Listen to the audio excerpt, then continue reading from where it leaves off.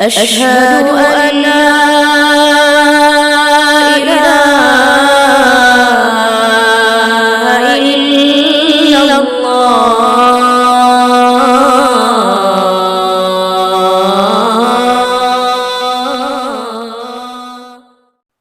Ilmu garapannya otak,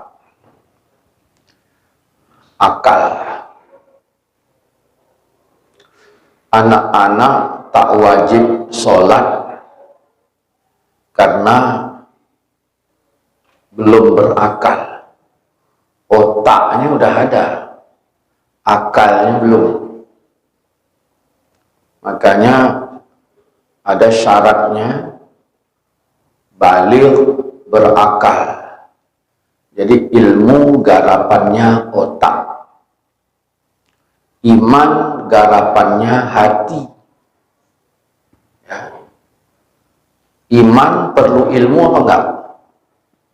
Perlu ilmu, perlu iman, perlu. Ada orang ilmunya banyak,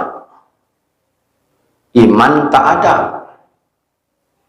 Dia tahu tapi tak mau berbuat.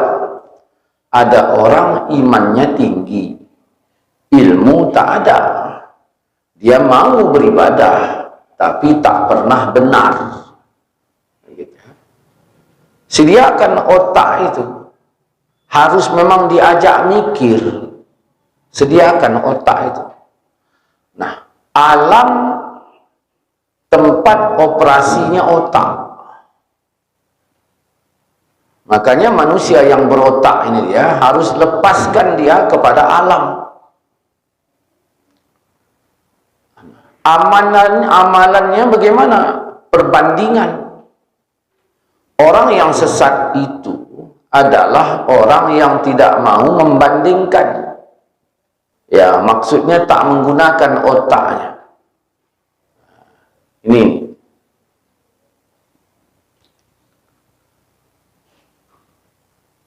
allazina yastami'una al-qaul fayattabi'una ahsanahu, yang mendengarkan perkataan lalu mengikuti yang paling baik di antaranya. Banding apa enggak nih? Hah? Banding apa enggak? Banding. Jangan dengarkan kajian UAS Ustadz Subhat. Itu ucapan berotak apa ucapan nggak ada otaknya itu? Hah? Pernah dengar kan? Jangan dengarkan kajian UAS, UAS. Siapa itu UAS?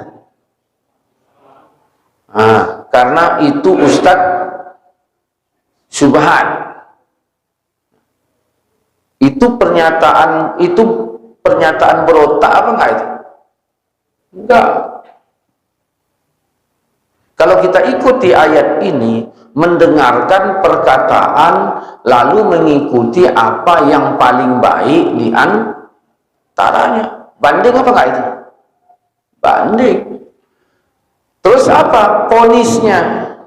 Mereka itulah orang yang telah diberi Allah petunjuk, dan mereka itulah orang yang mempunyai akal. Nah, jadi kita kembali ke atas, ilmu garapannya otak.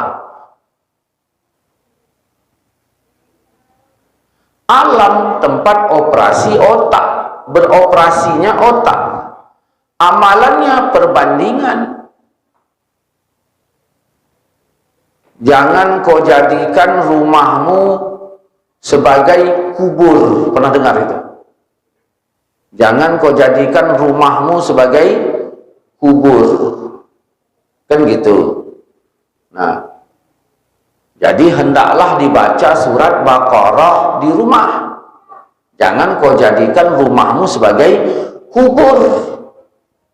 Kata mereka, ini dalil nggak boleh baca Quran di kubur.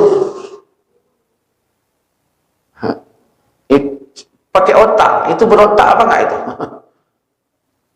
Kata Nabi, jangan kau jadikan rumahmu seperti kubur. Bacakan surat Baqarah di rumah. Ini dalil, kata orang Salafi, nggak boleh baca Quran di kubur. Karena kata Nabi, rumahmu jangan kayak kubur. Kata orang Salafi, nggak boleh.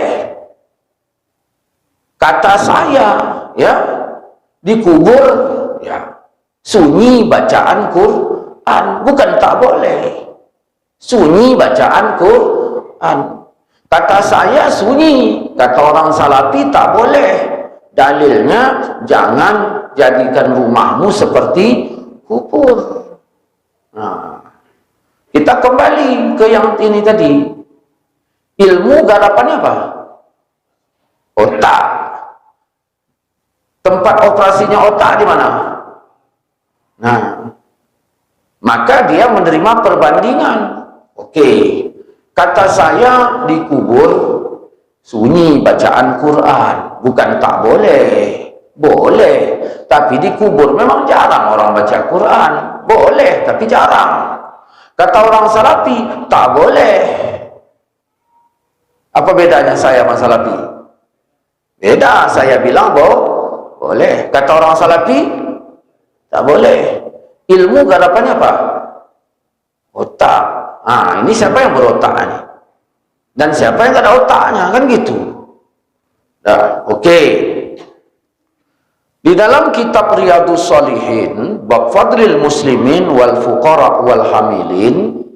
Nah, Nabi datang ke kubur tukang sapu masjid. Datangnya ke mana? Kubur. Nabi sholat di kuburnya. Sholat itu baca Fatihah apa enggak? Nah, waktu Nabi baca sholat di kuburnya itu, baca Fatihah apa enggak? Fatihah itu ummu siapa? Ummul Quran. Makanya saya bilang boleh. Lalu saya katakan, Nabi faktanya sholat di kuburnya. Hadis Bukhari Muslim dalam kitab Riyadhus Shalihin bab fadlil muslimin wal fuqara wal. Makanya saya bilang boleh. Tapi jarang.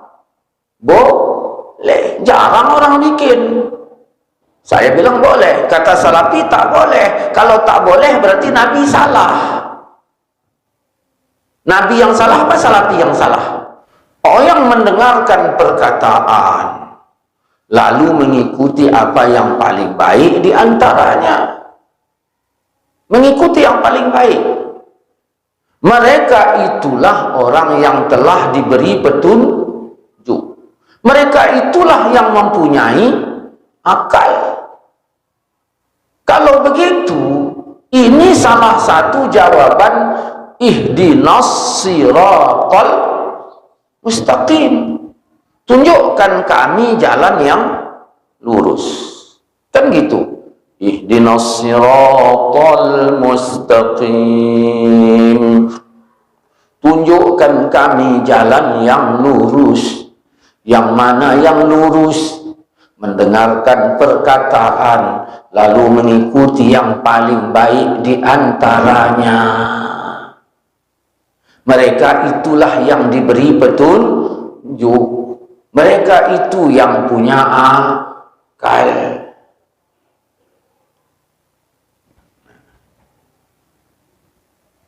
Biar aja aku nggak berakal, biar aja.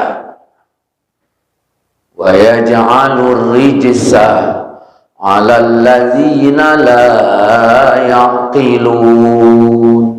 Allah menimpakan kemurkaannya kepada orang yang enggak menggunakan akalnya.